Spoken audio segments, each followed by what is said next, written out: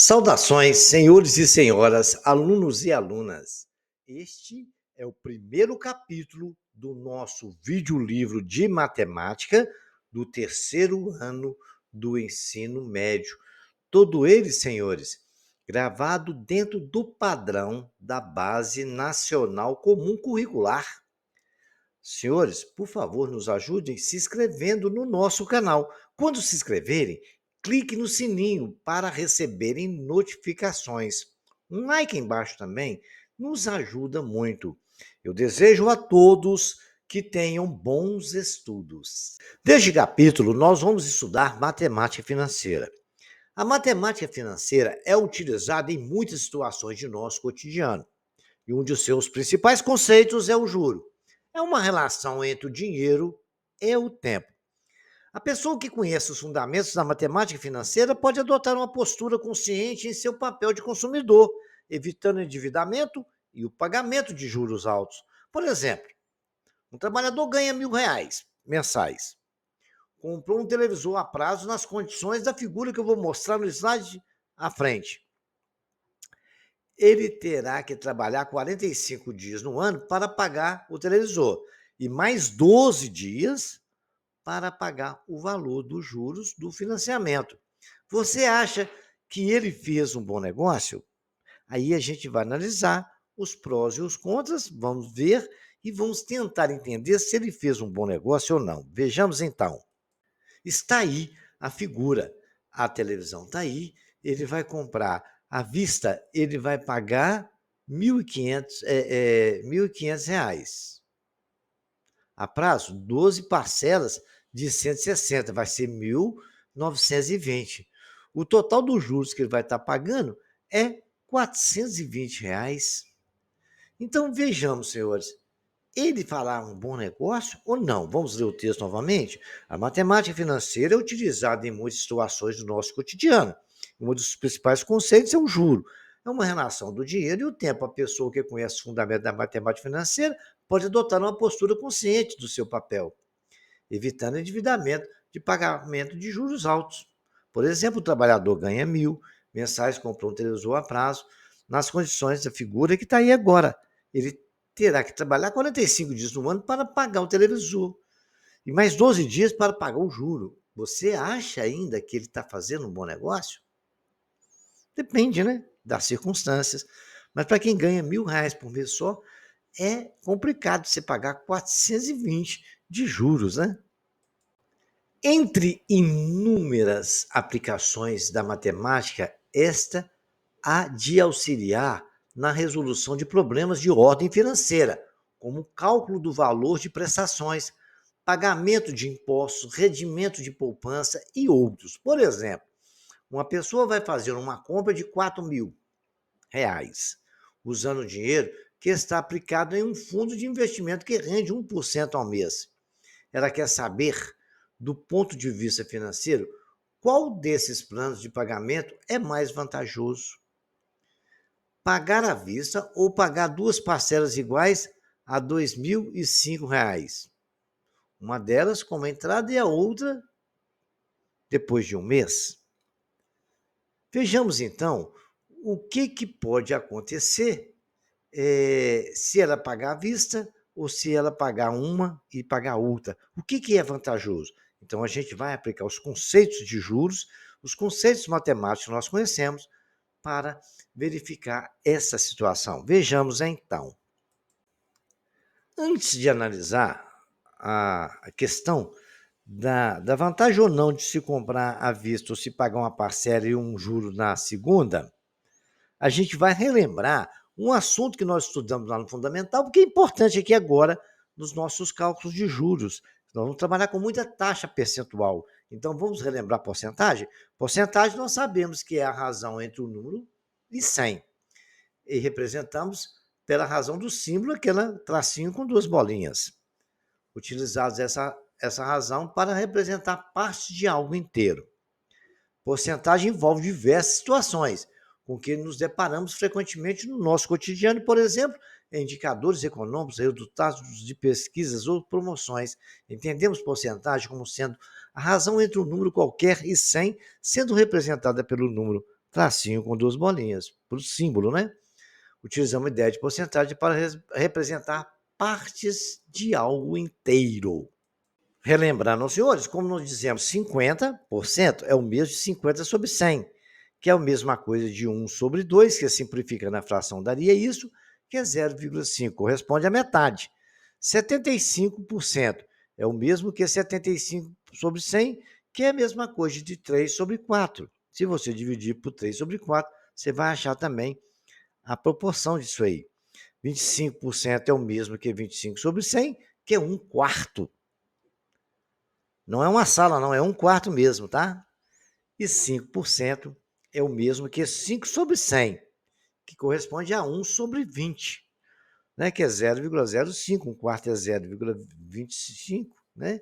E assim nós temos a ideia de porcentagem. Quando falar alguma coisa que é por cento, aquela coisa está dividido por 100. Não esqueçam dessa informação, tá? Olha aí um exemplo clássico de porcentagem, o que acontece no dia a dia da nossa vida, né? O salário de Felipe é de R$ 2.000 por mês e o de Renato corresponde a 80% do salário de Felipe. Qual que é o salário do Renato? Então, como é que a gente faz?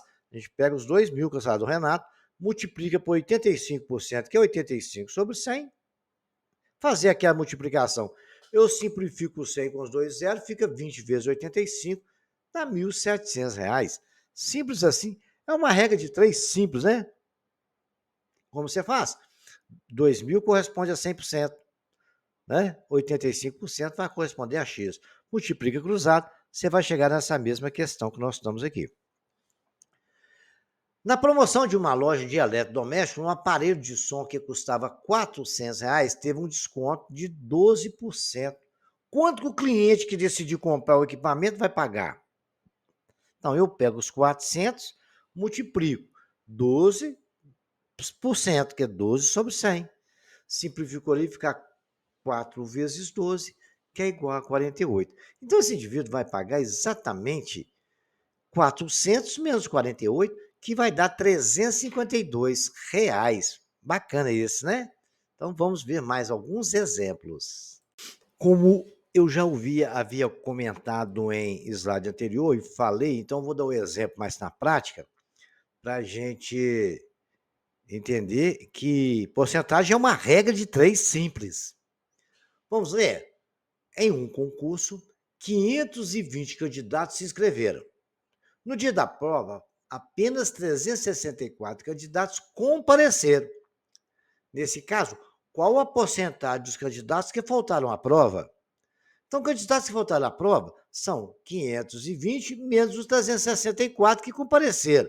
Nós tivemos uma quantidade de 156 pessoas que não compareceram para fazer a prova. Então, a gente sabe qual é a porcentagem que não compareceu. Eu pego 520, que corresponde a 100%. 100% sempre é o total de qualquer coisa. 156 vai corresponder à porcentagem X.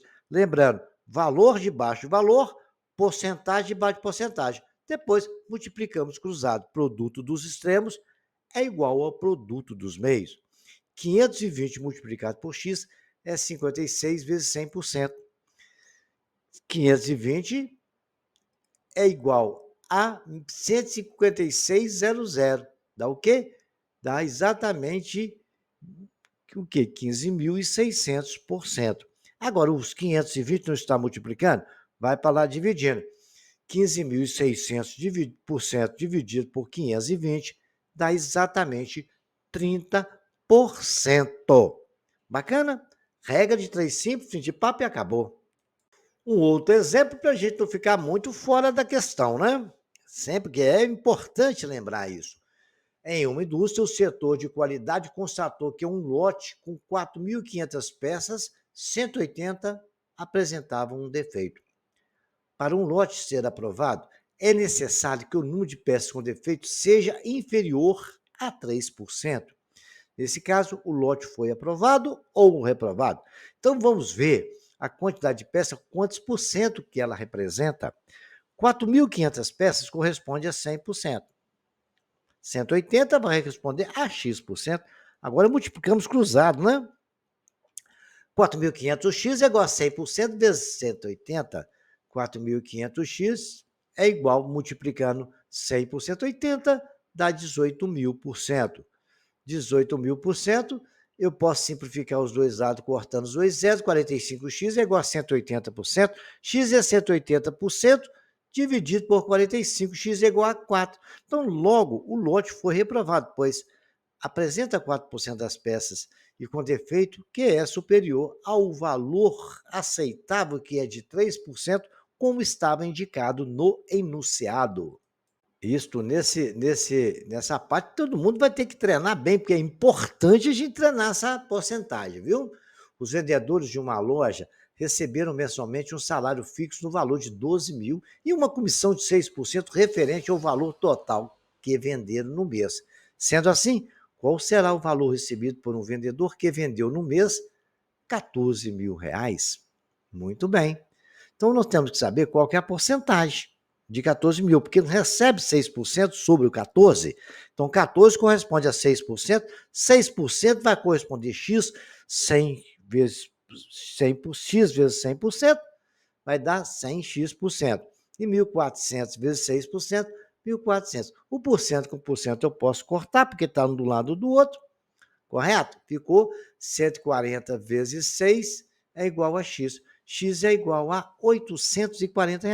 O vendedor receberá a comissão de 840, mais o salário de 1.200. Assim, a soma vai ser o valor de R$ 2.040 que esse bom vendedor vai receber.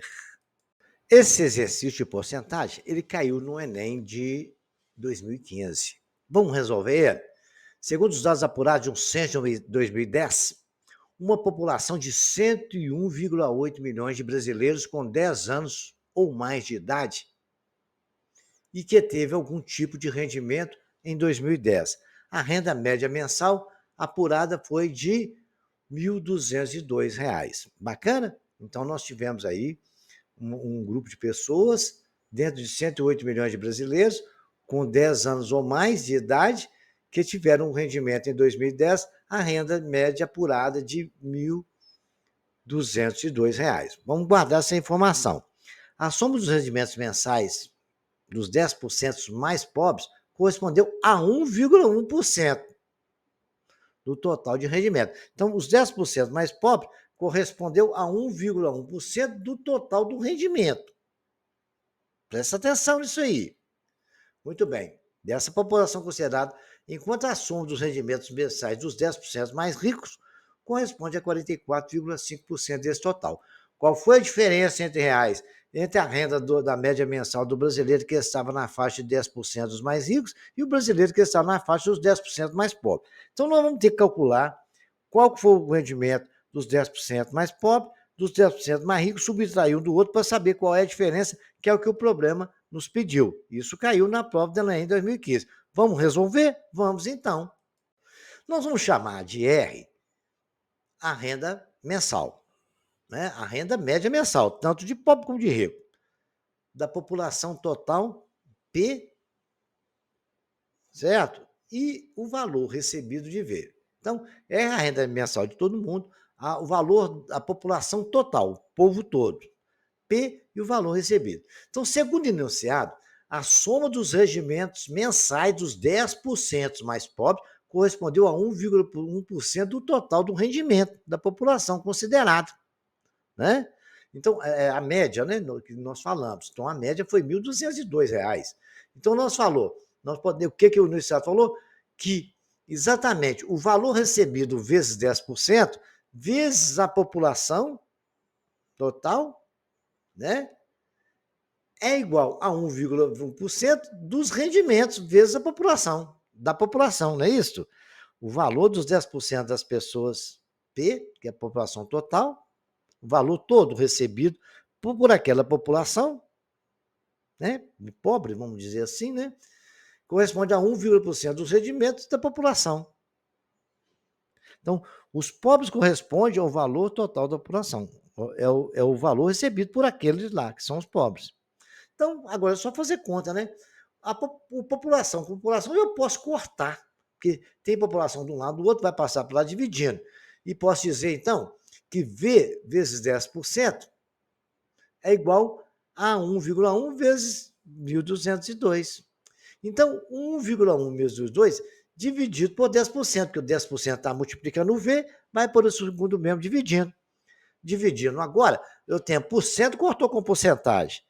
1,1 vezes dividido por 10 vezes R$ 1.202 deu o valor de 132,22. Quer dizer que o valor que aquela população dos 10% mais pobres receberam, né, que é o valor recebido de R$ 132,22. Beleza? Muito bem. Vamos ver agora com relação ao povo, os 10% mais ricos.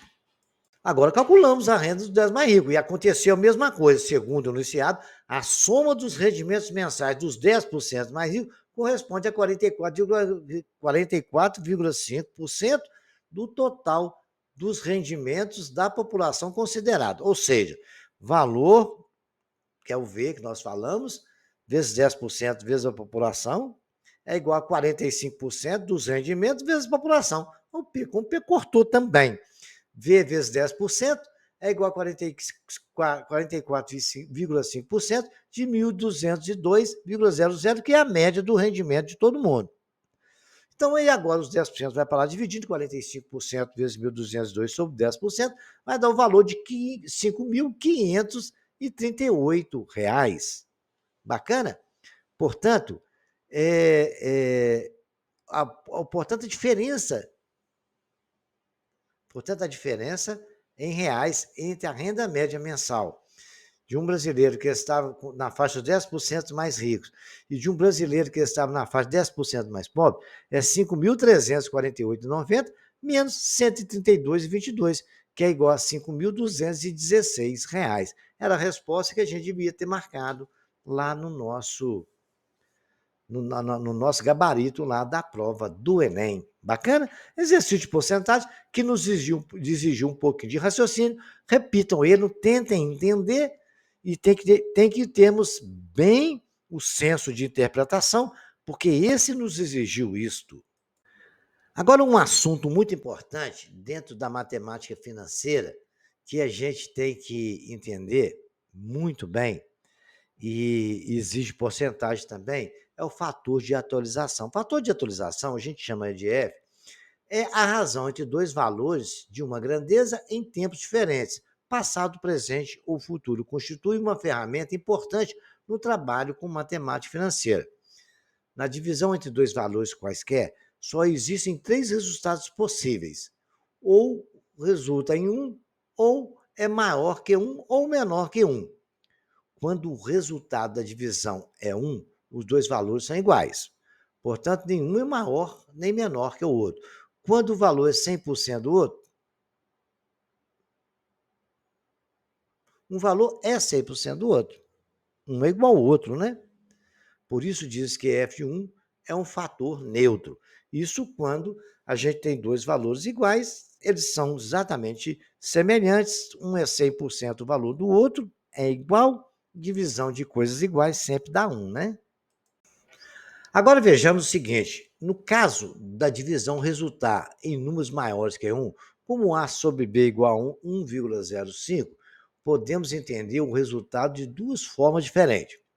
Uma, A é 5% maior do que B, ou A é 105%, porque a gente multiplicou por 100, de 5, que corresponde a 5 sobre 100, de B, portanto, 5% maior. Beleza? Porque seria ele mais os 5%, 105% maior. Tá? Ambas as interpretações são corretas. O seu uso independe do melhor contexto. No caso de a divisão resultar em um número menor que 1, por exemplo, A sobre B igual a 0,90, também podemos entender que o resultado tem duas formas diferentes. A é 10% menor que B, ou A é 90%, portanto, B 10% menor. Bacana? Beleza. Então, vamos entender isso na prática? A comparação de dois valores diferentes de uma mesma grandeza, F maior que 1, significa aumento ou acréscimo de valor se F é menor que 1. Significa desconto. ou perda de valor, pois o valor da grandeza variou no tempo e o valor mais antigo é a base da comparação. O fato f igual a 1 significa que não houve variação. Então, lembra que nós falamos que um é igual ao outro? F vai ser sempre o valor novo dividido pelo valor velho. F maior que 1, aumento. F menor que 1, desconto. F igual a 1, não houve variação. Memorizem isso, porque isso é importante, tá? F maior que 1, valor velho, novo dividido por velho. Se for maior que 1, aumento. Se for menor que 1, desconto. Igual a 1 não aconteceu nada, ficou tudo igual, ok? Aumentos e descontos. A gente aplica essa teoria que nós estudamos. São valores que aumentam e diminuem sucessivamente. Para efetuar os respectivos descontos e aumentos, fazemos o uso de fatores de multiplicação. Exemplo, 2 aumentos sucessivos de 10%. São os Fs que eu acabei de falar. Eu tenho lá 2 aumentos de 10%. Aumentou 10%, a gente vai pegar 1 mais a porcentagem que aumentou, somar com o outro, 1, que é mais a porcentagem que aumentou, né? 1 mais porcentagem, multiplicar pelo 1 mais a porcentagem. 2 aumentos de 10%. A porcentagem de 10% não é 0,01? 0,01, que é a porcentagem somada com 1, deu 1,10. Multiplica por 1,10, é 1,21. Eu tiro 1, que corresponde a 100%, tivemos um aumento de 0,21, que isso aí, se eu multiplicar por 100, corresponde a 21%. Isso está dentro da história que nós estudamos de porcentagem. Ah, lá o desconto. Vamos ver o desconto? Desconto, 2 descontos sucessivos, um de 20, um de 15. Isso acontece na prática da vida da gente, né? Ah, vou dar 2 descontos sucessivos, vou dar um de 20, depois um de 15. Esse desconto sucessivo vai pegar o quê? É 1 menos a taxa multiplicada por 1 menos a outra taxa. A taxa de 20% é 0,20. 1 menos 0,20, que multiplica, o outro é 15%, 1 menos 0,15. Então, tem 0,8 que multiplica 0,85, que eu fiz a subtração, fazendo a multiplicação 0,68. 0,68, a gente quer o desconto que teve, né? E passou a custar 0,68. Agora, o desconto que a gente teve é o quê? O 100% menos o 0,68, né? Que é 100% menos 68%, que vai dar 32%, correto? Agora, se eu tiver um aumento de 10% e um desconto de 10%, então vai ser um aumento de 10%, é 1 mais 0,01, que multiplica o desconto de 10%, é 1 menos 0,1. 0,10 é a mesma coisa. Então, 1,1 que multiplica 0,9. Isso vai dar 0,99.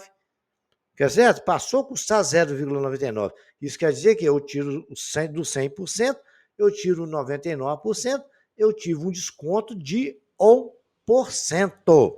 Eu acho que deu para entender bem. Agora a gente vai ter que fazer exercício e colocar isso na prática para a gente fixar bem o negócio, tá? Vamos lá ver isso? Vejamos um exemplo interessante aí, né? Se a taxa de inflação de janeiro é de 6% e a de fevereiro é de 5%, então a taxa de inflação no bimestre, janeiro e fevereiro foi. Então nós tivemos uma inflação sucessiva, um janeiro e fevereiro, quer saber quanto foi acumulado essa inflação. Então, quer dizer, o F1 é aquilo que eu expliquei para vocês, é 1 mais 0,06, que é igual a 1,06.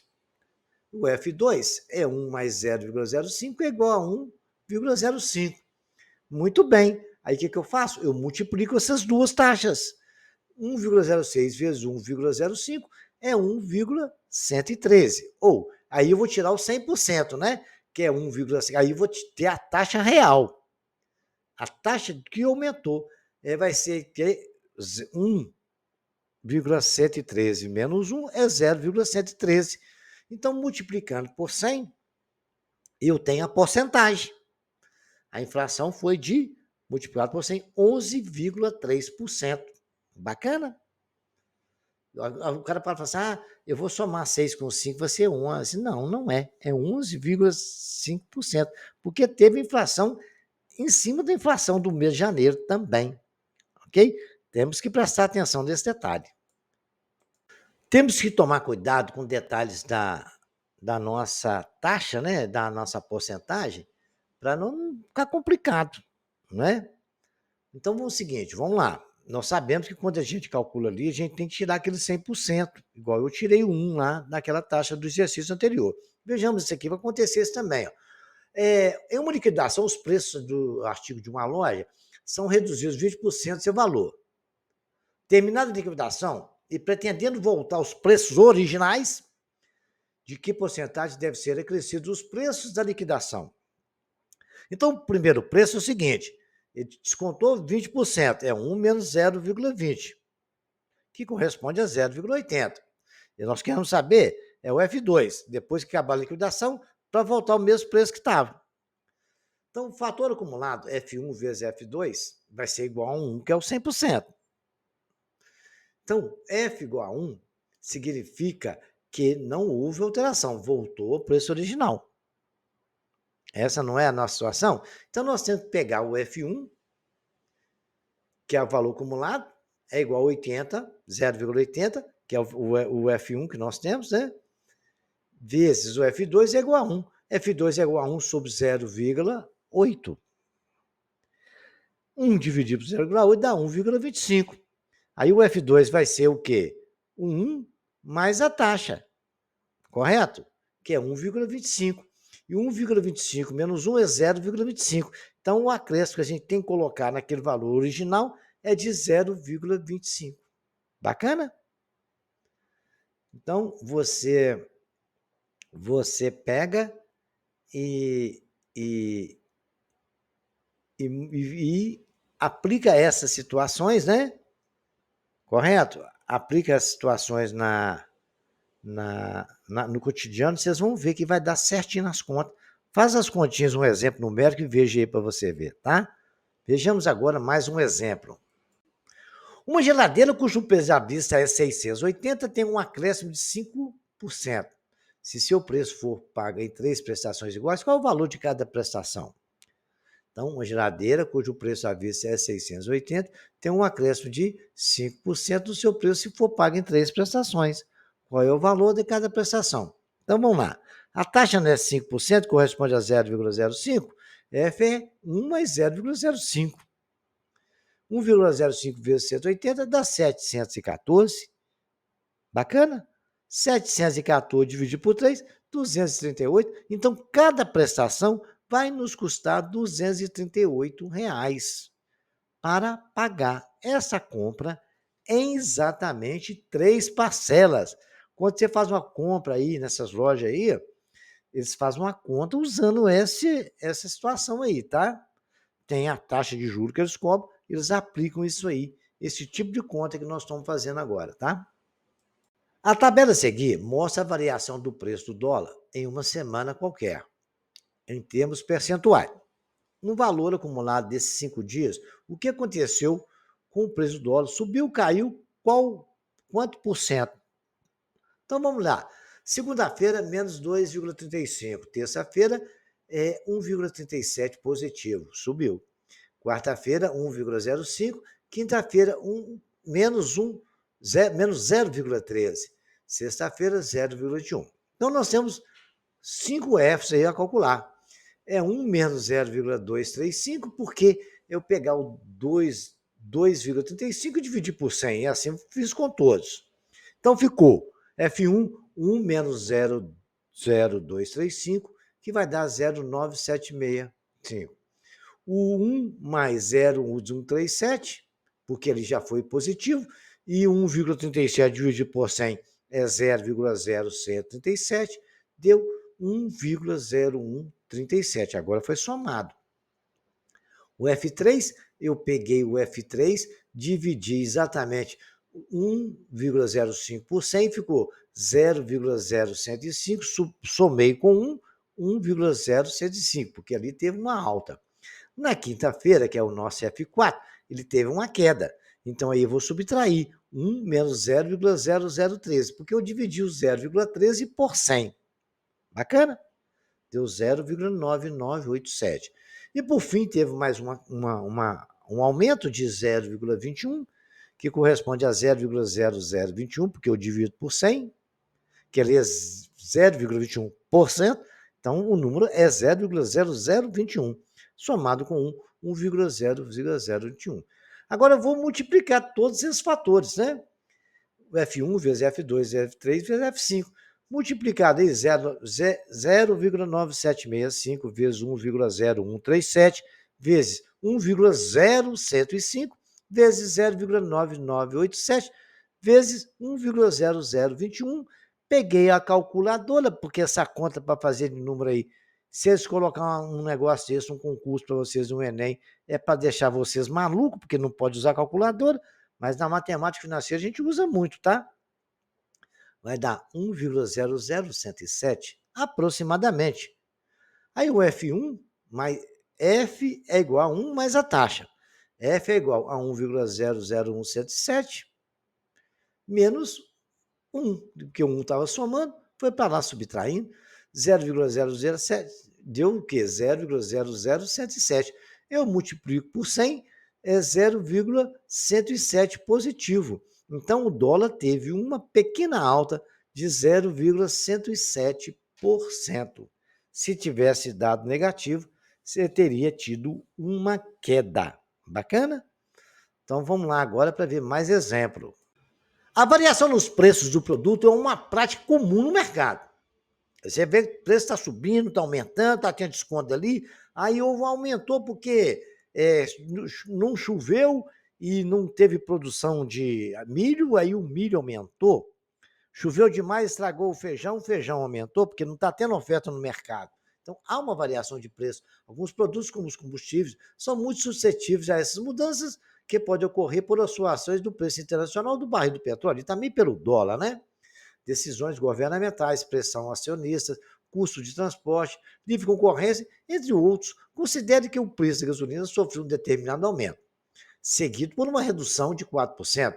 Após poucas semanas, um novo aumento de 5% acumulado e uma variação de 8,864%.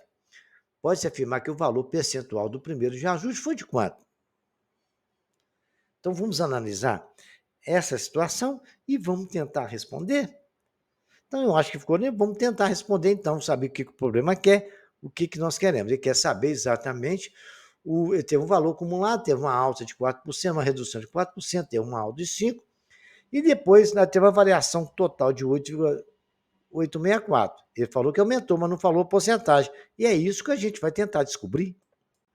Para calcular um aumento percentual, multiplicamos o valor original pelo algarismo 1, seguido de uma vírgula e a taxa de aumento. Para o aumento de 5%, nós vamos multiplicarmos por 1,05. Isso aí nós já vimos que tem que fazer isso.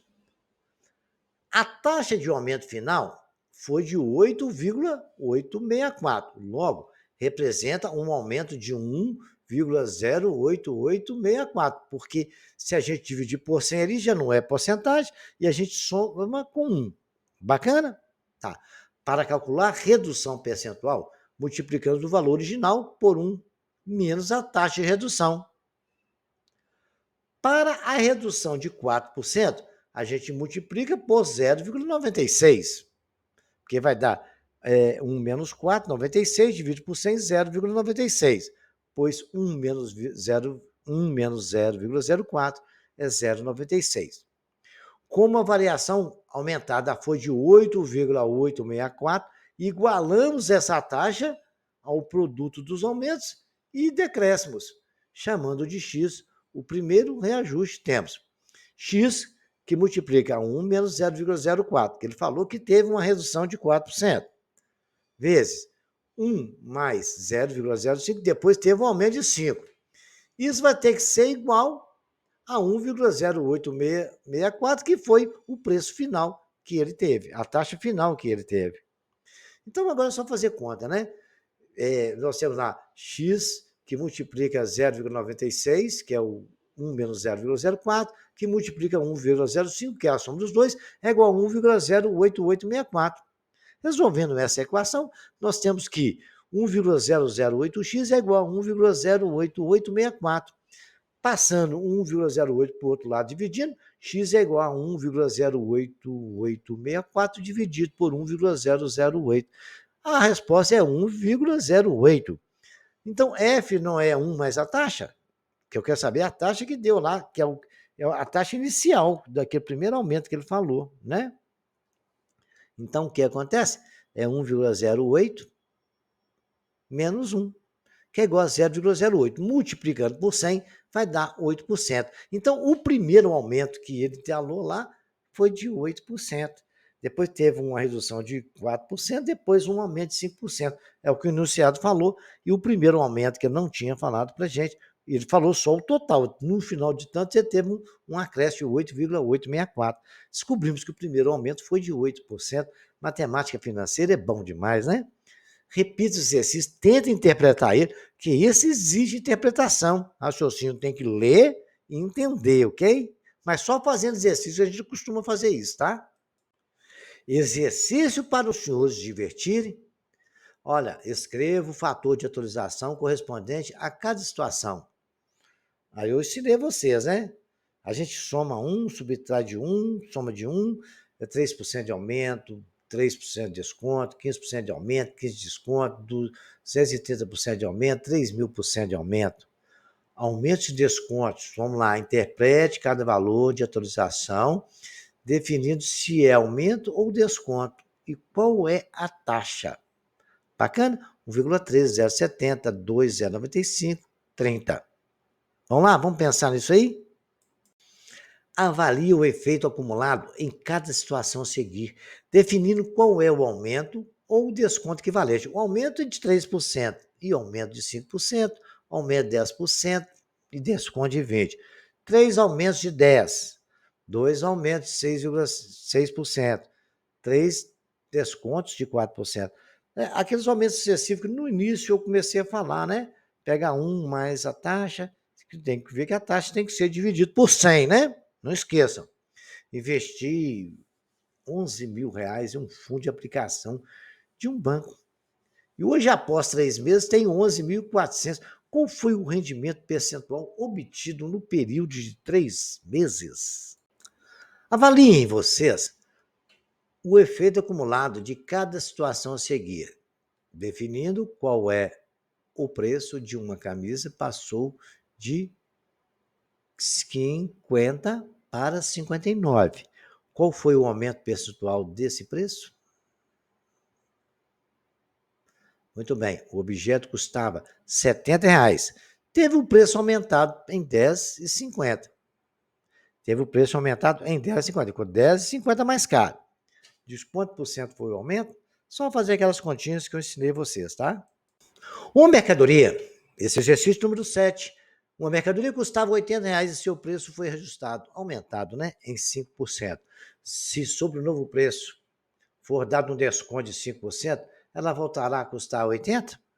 Justifique a sua resposta. Calcule os preços após o aumentado e após o desconto. Aplicando aquilo que eu ensinei para vocês aí, né?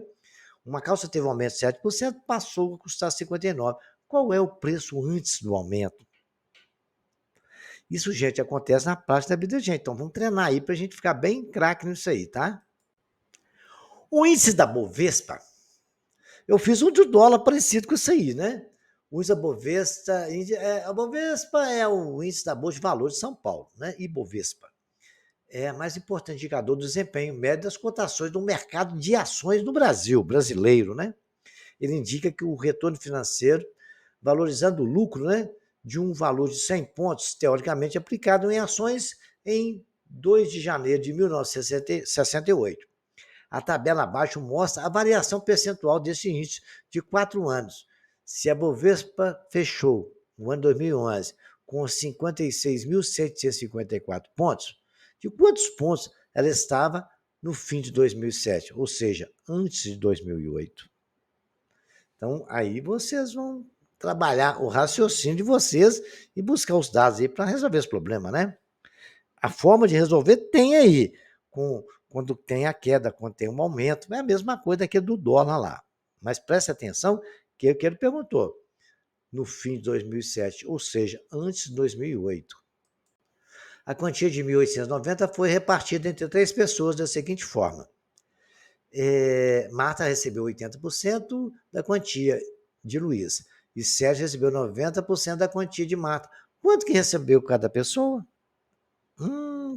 Os 3 juntos receberam 1.890, tá? O posto de gasolina aumentou seus preços 5% em fevereiro, 3% em janeiro. Se a gasolina custa agora R$ 5,59, quanto que ela custava antes? Tem um exercício parecido com esse também, mas dá para vocês raciocinarem e pensar, né? Depois de tanto. Esse de número 12 é muito bacana. O fluxo de veículos em uma determinada rua passou de 3 por hora para 3 por minuto, depois que ela foi asfaltada. Todo mundo quer andar na rua do asfalto, né? Qual foi o aumento percentual de fluxo de veículos nessa rua? Então vocês vão ter que ver quanto que passa por hora e quantos carros passam por minuto. Depois vocês vão ver a diferença. Se você prefere, quando vai comprar algo, receber um único desconto de 55% ou 2 descontos de 30%, justifique do ponto de vista financeiro. Então, você vai fazer um valor e dá um desconto de 55%. Depois dá 2 de 30%. Qual que é mais vantajoso? Pega aí R$ 1.000, façam isso aí. É uma forma de fazer, tá? Só para você avaliar qual que é mais interessante ou não. Esse tipo de pergunta costuma cair muito em concursos, tá? Em prova de Enem, vestibulares. Tá? Então aprendam a fazer, treinem aí.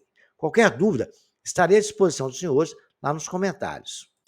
Exercício número 14. O dólar caiu 3% em janeiro. Em fevereiro, caiu mais X%. Se no bimestre é 2 meses, né? A queda acumulada foi de 5%. De quanto foi a queda do dólar em fevereiro? Muito bem. Em uma promoção, o preço de um celular passou a custar de 499 para 399. Teve uma diminuição de R$ 100. Qual foi a porcentagem de desconto nessa promoção, né? Use aqueles conhecimentos que eu já ensinei para os senhores, resolvam. Senhores, esse capítulo termina por aqui, que no próximo capítulo a gente vai estudar juros simples e compostos e aplicações, já toda aplicação possível. E a gente vai encerrar esse capítulo pedindo aos senhores que se inscrevam no nosso canal, curtam nossas aulas. Se tiverem dificuldade, podem deixar os comentários aí que a gente responde tirando as dúvidas. Ok? Desejo aos senhores que tenham bons estudos.